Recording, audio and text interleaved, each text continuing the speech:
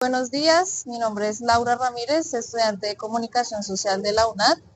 El día de hoy voy a realizar una entrevista a Andrés Rodríguez, el cual nos va a responder unas preguntas sobre el calentamiento global en la localidad de Bosa. También nos va a dar algunos consejos al respecto de qué hacer sobre la problemática que se está evidenciando. Bienvenido, Andrés. Hola, ¿cómo estás, Laura? Mucho gusto. Pues como ya lo viste, mi nombre es Andrés Rodríguez, soy ingeniero ambiental de profesión, con una maestría en sistemas de información geográfica.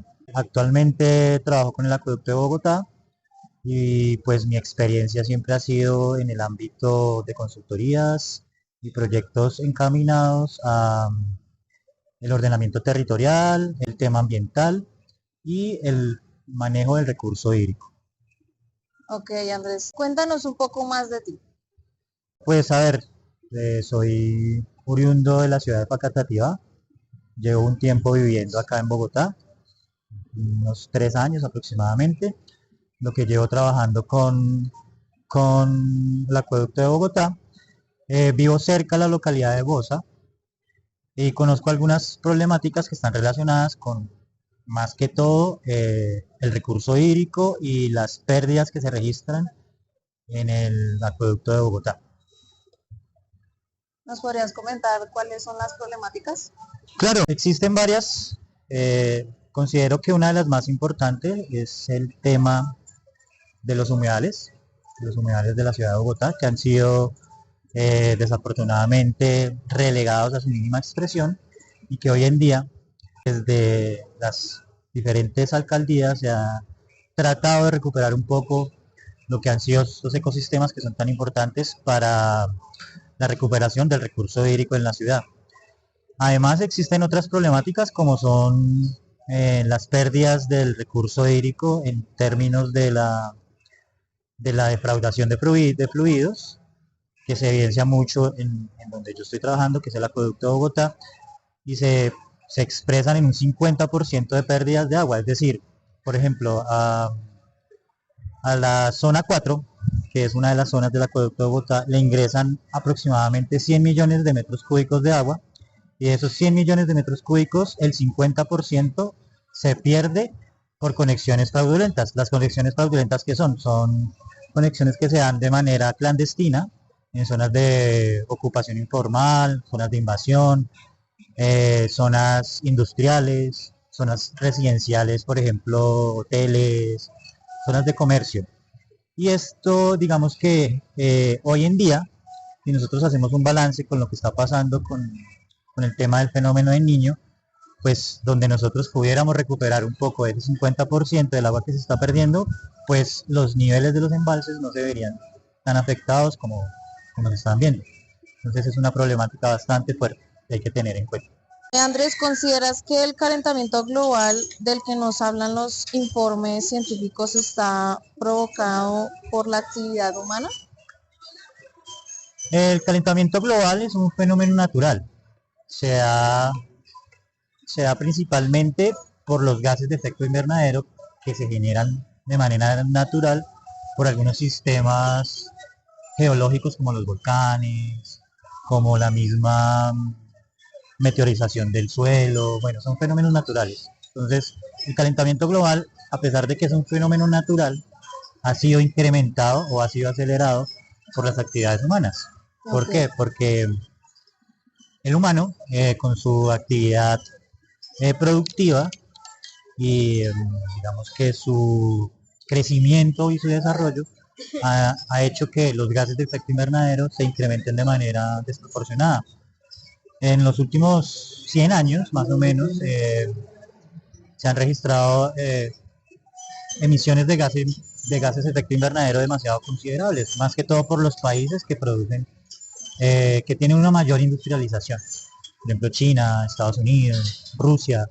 Estos países aportan una carga de gases de efecto invernadero demasiado alta que ha generado que los gases se acumulen en la atmósfera y generen que el efecto invernadero se incremente. ¿Qué es el efecto invernadero? El efecto invernadero es un fenómeno que se da en la atmósfera. Básicamente es la capacidad que tiene nuestra atmósfera para recibir los rayos o la luz solar y transformarla en calor y permitir que cierto porcentaje de este calor se disipe hacia el espacio. Okay. Entonces, cuando hay demasiados gases de efecto invernadero, lo que pasa es que funciona como un invernadero, como un invernadero donde se cultivan flores o donde se cultivan algunos vegetales. Entonces lo que se hace es que el calor, la luz ingresa, se transforma en calor y se encuentra con el invernadero, que en este caso sería pues un plástico, pero en la atmósfera son los gases de efecto invernadero. Entonces los gases de efecto invernadero impiden que el calor se disipe hacia el espacio o hacia otras partes de la atmósfera, lo que hace que se incremente la temperatura del planeta, y esto es lo que nosotros conocemos como calentamiento global. Okay. Entonces es un fenómeno natural que se ha venido incrementando por las acciones productivas del humano, que a veces no son muy razonables. Sí. ¿Has notado en los últimos años algún cambio en el clima? Sí, claro.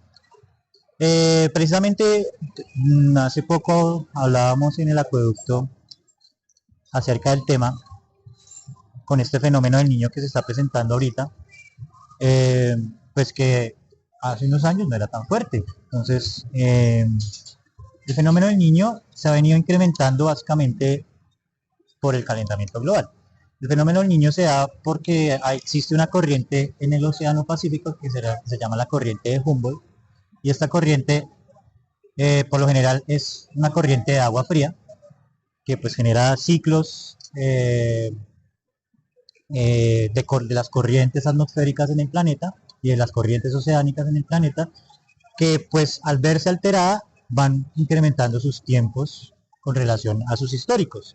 Entonces, el calentamiento global ha hecho que a medida que pasen los años y a medida que se incremente la temperatura, las corrientes se vean afectadas por mayor cantidad de tiempo, lo que genera que los fenómenos atmosféricos, como el fenómeno del niño, tengan una mayor prolongación. Entonces, antes veíamos que duraba un año, ahora vemos que dura cerca de año y medio, 2 años. Entonces, y la recuperación es diferente. Colombia es un país en donde existen dos periodos de lluvias, eso le dicen bimodal. Entonces llueve 2 veces al año y hay 2 periodos de sequía al año. Entonces, si vemos este año por lo menos, los periodos no han sido bien definidos. Llueve intermitentemente, pero la constante es que hace más verano que invierno. Probablemente el siguiente año no se va a recuperar igual, o sea, los periodos bimodales se van a mantener igual intermitentes y veremos una recuperación de esos periodos de lluvia por lo menos hasta un tercer año a partir de esta fecha. Entonces, sí se ha visto cómo el calentamiento global afecta esos periodos o ciclos del clima, por lo menos acá en Colombia, que estamos ubicados en la zona tórrida. Es muy significativo lo que cambia. Analizando lo que me dices, el cambio climático ha estado bastante cambiante, digamos, desde el año pasado, y se han visto riesgos inminentes en las cosechas. Por ejemplo, sí, yo habitaba en Boyacá, y en Boyacá el peor cambio climático que ha habido es los fuertes hielos que han habido, los cuales queman, aunque no lo crean, queman los cultivos, sí, y eso pues no es muy bueno para tanto la exportación como para la economía. Eso son fenómenos de inversión térmica, se llama. Cuando hace demasiado calor, en las madrugadas tiende a hacer mucho frío, y ese frío o ese hielo afecta a los cultivos. Entonces, esos periodos normalmente se ven acá en Cundinamarca, yo creo que también en Boyacá se ve, en enero se empieza a ver, porque hace mucho sol, esa temporada de sequía que es diciembre, enero, entonces hace mucho sol, son días enteros haciendo sol, y eso hace que en las madrugadas hayan heladas, y las heladas pues también son un fenómeno natural, pero que se han visto incrementadas por el efecto invernadero que se ha visto representado en el fenómeno del niño para estos años. ¿Cuáles crees que son los riesgos del cambio climático? Existen muchos, pero yo creo que pues Uno de los más importantes es el que tú acabas de mencionar, que es la seguridad alimentaria, porque pues eso depende de varias cosas, el suministro de agua, la capacidad que tenemos para producir, la capacidad que tenemos para almacenar y distribuir el agua. Entonces, yo creo que el principal riesgo por efecto invernadero o por cambio climático va a ser en el mediano plazo el suministro de agua y la seguridad alimentaria.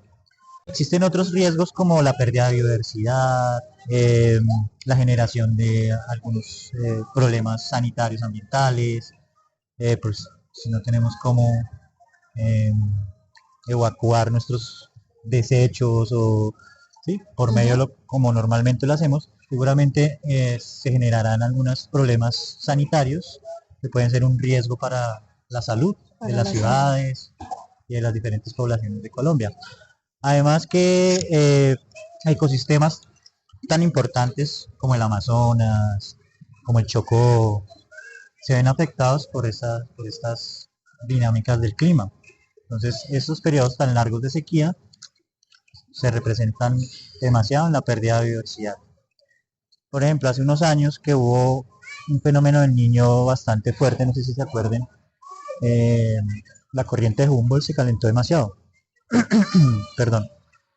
Y esto hizo que toda la fauna que había en la costa del Pacífico, desde Chile hasta Perú, se perdiera casi en un 90%. Casi todos los animales murieron. Porque esta corriente de Humboldt lo que hace es, como es una corriente fría, lo que hace es traer muchos nutrientes, plancton, fitoplancton, peces de diferentes naturalezas. Entonces los animales costeros se alimentan o se benefician de todos esos alimentos que trae la corriente de Humboldt. Al calentarse, pues no llegaba alimento y se vieron afectados se murieron por hambre, sí, por inanición. Entonces, en términos de biodiversidad, también es muy representativo lo que el calentamiento global le hace a los ecosistemas. Sí, tienes mucha razón. Yo me he dado cuenta de que los más afectados son los peces, Mm, porque actualmente pues estamos viviendo en racionamiento de agua aquí en Bogotá sí, y las diferentes lagunas que abarcan bastante la zona de Bogotá y nos brindan agua, mm, se están viendo afectadas por las sequías. exactamente. Y asimismo como hay sequías, hay lluvias muy fuertes que ocasionan problemas de inundaciones en la ciudad. Sí, pues lo contrario al fenómeno del niño es el fenómeno de la niña. Entonces, no sé si ustedes hayan notado hace unos años, creo que fue en el 2011, hubo un periodo de lluvia demasiado fuerte. De hecho, el año pasado también llovió mucho porque estábamos en influencia del fenómeno de la niña, pero no fue tan marcado como hace unos años, en el 2011, como hace 12 años, 13 años, eh, en donde pues la sabana de Bogotá se vio afectada porque se inundó casi todos los municipios de la sabana de Bogotá se vieron afectados por inundaciones. Entonces, como hay un efecto, el efecto global tiene efectos por lluvia y por sequía. Entonces, digamos que para Colombia, eh, por ser un país que es muy montañoso, cuando hay un fenómeno del niño, pues nos representa muchos riesgos para la población humana, porque hay fenómenos de remoción humanas, demás, hay inundaciones, hay demasiadas cosas que afectan los ecosistemas. Entonces, también es un problema que afecta tanto cuando llueve mucho como cuando hace sequía. Ahorita estamos viendo que los niveles de los embalses están muy bajitos, que en los páramos las lagunas se están secando, hay incendios forestales. Entonces, todas estas cosas hacen que la dinámica hídrica por la cual Bogotá se surte de agua, pues se ve afectada. Entonces, ahorita estamos viendo problemáticas como el racionamiento de agua, que vamos a empezar a tener que racionalizar el agua. Entonces uno dice, si nosotros ya vemos que hace unos años viene pasando esto, ¿por qué no se han tomado medidas tanto por parte de las instituciones como por parte de la misma población? Nosotros deberíamos ser conscientes desde nuestros hogares y ahorrar agua. El agua no es un recurso infinito, por el contrario es finito y se nos está acabando. Entonces hay que tener mucha conciencia en los años que vienen y empezar a ver que todo esto que está pasando puede incrementarse en los años futuros. ¿Cuáles crees que son los sectores económicos afectados? Sectores económicos, pues sin duda la generación de energía, la producción de alimentos, la producción alimentaria, eh, todo lo que tenga que ver con grandes volúmenes de agua, también se ve afectado, la industria se ve afectado, aunque pues ellos siguen consumiendo, pero pues en algún momento se tendrá que racionalizar esos consumos. ¿Qué otras cosas se ven afectadas? La producción, digamos, de las exportaciones de algunos productos agrícolas que son tipo exportación y que requieren demasiado volumen de agua. Esto afecta en varios aspectos la economía nacional. No solamente afecta a, a los hogares en su núcleo familiar, sino que también a gran escala genera un impacto económico que pues puede que no se vea representado en el inmediato plazo, pero sí en los años siguientes se puede ver afectada la economía nacional. Vale, Andrés, ¿qué consejo le quieres dar a las personas que nos están viendo? Yo pienso que nosotros no debemos depender de lo que nos digan las instituciones. Yo, por ejemplo, trabajo en el acueducto de Bogotá y pues nosotros desde el acueducto de Bogotá siempre estamos tratando como de ver cómo recuperamos un porcentaje del agua que se está perdiendo. No solamente porque beneficia a los cuerpos hídricos, sino porque pues eso se ve representado en dinero para la compañía. O sea, nosotros no debemos esperar a que las empresas nos digan que toca ahorrar el agua. Desde nuestros hogares podemos tener pequeñas acciones como para evitar el desperdicio de agua. No sé, hay que tratar de ver, por ejemplo, el agua de la lavadora, cómo la podemos utilizar, cómo la podemos reutilizar. Un sistema que nos permita reutilizar el agua de la lavadora, que es un volumen considerable que utilizamos, no sé, 2, 3 veces a la semana, una vez a la semana. Pero que esta agua puede utilizarse para otras cosas, como para el baño, para limpiar los pisos, no sé. El consumo de energía. Nosotros creemos que porque consumimos luz no está relacionado con el recurso hídrico. Sí, Colombia depende en 70% de las hidroeléctricas. Entonces, de la energía limpia de las hidroeléctricas. No es tan limpia porque pues a la hora de construir un embalse, pues hay digamos que una demanda de los recursos naturales que se ven representados en cómo yo hago uso de la energía. Entonces, es importante que tratemos de ahorrar energía. eh, Esto se ve representado en esos impactos ambientales. Entonces, es importante eso. Eh, ¿Qué más podemos hacer? Generar conciencia a nuestros niños. Hay que generar, digamos, un valor significativo a lo que son los recursos naturales, a lo que es de pronto generar consumos innecesarios, porque finalmente el calentamiento global se genera no solamente desde las industrias, sino también desde nosotros cómo consumimos o cómo generamos una cultura del consumo más racional.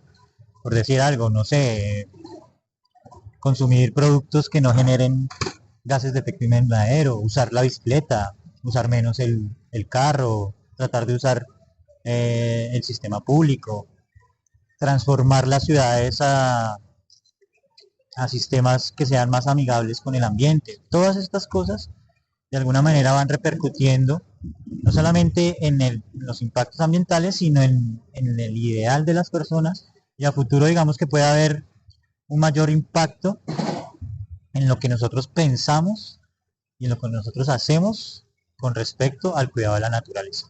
Entonces es muy importante que cuidemos nuestras acciones, que siempre estemos velando desde cualquier punto de vista por tener una acción significativa que ayude a la reducción del calentamiento global.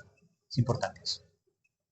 Bueno, muchas gracias Andrés por haber participado en esta entrevista del día de hoy. Con Espero gusto. que sea del agrado de ustedes la información que se les está brindando y que también, como dice Andrés, tomemos conciencia del gasto innecesario de agua y el gasto innecesario de luz. Espero que se encuentren muy bien allá en sus casas y nos vemos en otra oportunidad.